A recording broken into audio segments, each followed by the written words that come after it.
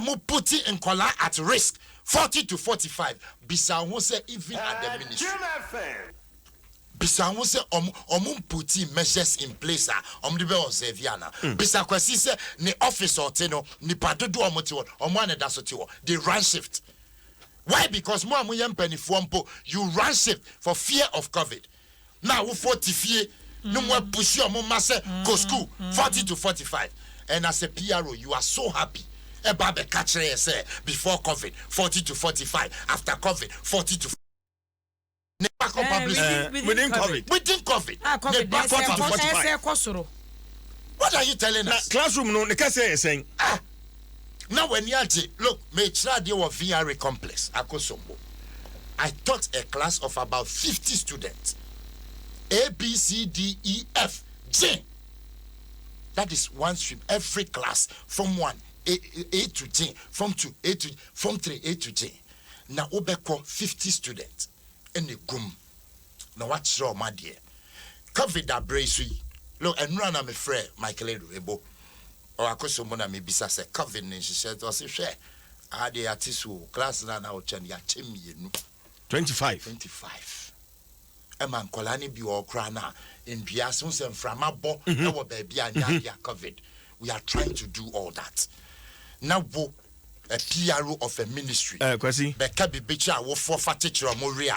Wa ba beka say before COVID 40 to 45. COVID that braces so Nkolani continency 40 to 45.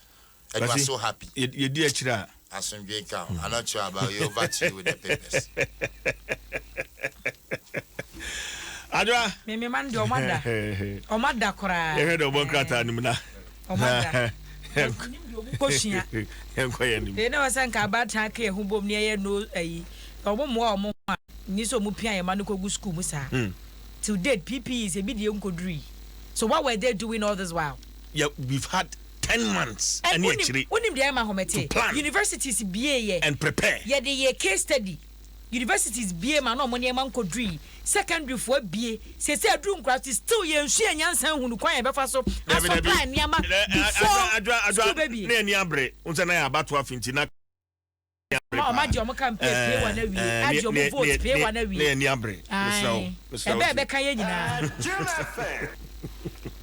amnyam krata akra na sare nko Ghanaian Times obo krata no wa ha wo wi abeka kire say obi ko frotro no nhye mask anya na mo amoma directive say nkura nko school no mask na wai COVID-19 ehun sensem GPRTU for akasa Ghanaian Times obo krata the big one was it GPRTU descends on drivers no nose mask no passenger. Yes say no shenkafo ne ametifo nyina yese wo nhye mask nipa ne nhye mask emfa no etimate for no say mask to bi o traffic mu mimi say mi dimate aka beto bi esika anim wo furo bi an mahwemu nyina manim wan Ghana na yi yasha mu san ma jim sika say bia ye di dwa idwade de bia etimi koso eti GPRTU for ni abre papa GJ Ghana Journalist Association wo mo so hold forum ya wo mo ene o manfo di nkita ho hwe attacks ba in Central Force so ametwale wo onso no 16th January 2019 na se mfie mienu nie enu achi ni mfie mienu ai enti GJ for hold forum ane o manfo di nkomo ya wo mo de niam egu akwam task wo mo a ye hwem no hwemu sani mo animu ya no wo mo yehu ba bi a hwehwemu no bekwa akwa wie sanse central need to be free mu sa Ghanaian Times back page